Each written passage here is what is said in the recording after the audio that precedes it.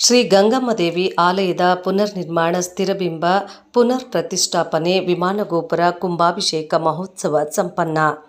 ಕೋಲಾರ ಜಿಲ್ಲೆಯ ಮುಳಬಾಗಿಲು ತಾಲೂಕಿನ ನಿಚ್ಚನಕುಂಟೆ ಗ್ರಾಮದಲ್ಲಿ 2 ದಿನಗಳ ಕಾಲ ನಡೆದ ಶ್ರೀ ಗಂಗಮ್ಮದೇವಿ ಆಲಯದ ಪುನರ್ನಿರ್ಮಾಣ ಸ್ಥಿರಬಿಂಬ ಪುನರ್ ಪ್ರತಿಷ್ಠಾಪನೆ ವಿಮಾನಗೋಪುರ ಕುಂಭಾಭಿಷೇಕ ಮಹೋತ್ಸವವು ಶಾಸ್ತ್ರೋಕ್ತವಾಗಿ ನಡೆಯಿತು.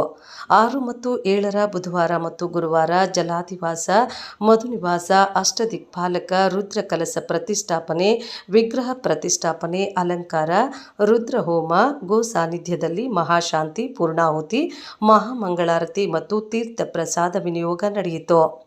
ಅರ್ಚಕರಾದ ವೆಂಕಟರಾಮಪ್ಪ ಮತ್ತು ಗ್ರಾಮಸ್ಥರು ದೇವತಾ ಕಾರ್ಯಗಳನ್ನು ನೆರವೇರಿಸಿದರು. ದಿವ್ಯ ಸಾನ್ನಿಧ್ಯವನ್ನ ಜ್ಯೋತಿರತ್ನ ಶ್ರೀ ಡಾಕ್ಟರ್ ದೇವಿಶ್ರೀ ಗುರೂಜಿ, ಪರಮಪೂಜ್ಯ ಶ್ರೀ ಶಂಕರಸ್ವಾಮಿ, ಶ್ರೀ ದೇವೇಂದ್ರ ಸ್ವಾಮೀಜಿ, ಚೌಡೇಶ್ವರಿ ಮಾತಾ ಆಶ್ರಮ ಸ್ವಾಮಿದವರು ವಹಿಸಿದ್ರು. ದೇವತಾ ಕಾರ್ಯದಲ್ಲಿ ನಿಚ್ಚನಕುಂಟೆ ಮತ್ತು ಸುತ್ತಮುತ್ತಲ ಗ್ರಾಮಸ್ಥರು ಪಾಲ್ಗೊಂಡು ದೇವರ ಕೃಪೆಗೆ ಪಾತ್ರರಾದರು. ಎಲ್ಲರಿಗೂ ನಮಸ್ಕಾರ. ಯಾರು ಸೈಲೆಂಟ್, ಸ್ವಲ್ಪ ಒಂದು ನಿಮಿಷ ಸೈಲೆಂಟ್ ಆಗಿರಿ. ಭಗವದ್ಭಕ್ತರೆಲ್ಲರಿಗೂ ಸಹ ಅಮ್ಮನವರ ಆಶೀರ್ವಾದದೊಂದಿಗೆ ಈ ದಿನ ನಿಚ್ಚನಕುಂಟೆ ಗ್ರಾಮದಲ್ಲಿ ಗ್ರಾಮ ದೇವತೆ, ವೇದಗಳಲ್ಲಿ ಗ್ರಾಮ ದೇವತೆಯ ಬಗ್ಗೆ ವಿಧ ವಿಧಾನಗಳಲ್ಲಿ ವರ್ಣನೆ ಮಾಡಿದ್ದಾರೆ. ದೇವೀಂ ವಾಚಮದಿಯಂತ ದೇವಾಹ ತಾನ್ ವಿಶ್ವರೂಪಾಂ ಪಶೋ ವದಂತೆ.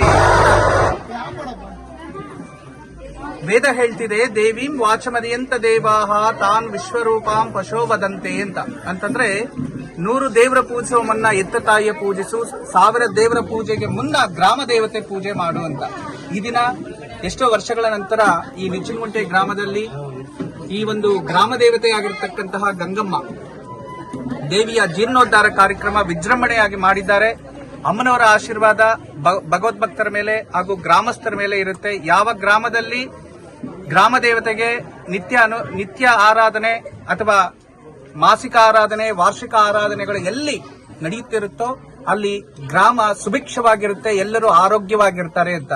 ಇಷ್ಟು ದಿನಗಳಲ್ಲಿ ಈ ಒಂದು ಗ್ರಾಮದಲ್ಲಿ ಜೀರ್ಣೋದ್ಧಾರ ಆಗಿ ಎಲ್ಲಾ ಒಂದು ಭಗವದ್ಭಕ್ತರೆಲ್ಲರೂ, ಗ್ರಾಮಸ್ಥರೆಲ್ಲರೂ ಸೇರಿ ಈ ದೇವಸ್ಥಾನವನ್ನ ವಿಜೃಂಭಣೆಯಿಂದ ಪ್ರತಿಷ್ಠಾಪನೆ ಮಾಡಿದ್ದಾರೆ. ಇವರಿಗೆಲ್ಲರಿಗೂ ಒಳ್ಳೆಯದಾಗಿ ಈ ಗ್ರಾಮ ಮತ್ತಷ್ಟು ಅಭಿವೃದ್ಧಿ ಆಗಬೇಕು ಅಂತ ಎಲ್ಲರಿಗೂ ಸಹ ಆ ಭಗವಂತನ ಬಳಿ ಮತ್ತು ಈ ಒಂದು ಗ್ರಾಮ ದೇವತೆ ಬಳಿ ನಾನು ಪ್ರಾರ್ಥನೆ ಮಾಡಿದ್ದೇನೆ. ಎಲ್ಲರಿಗೂ ಒಳ್ಳೆಯದಾಗಲಿ. ನಮಸ್ತೆ.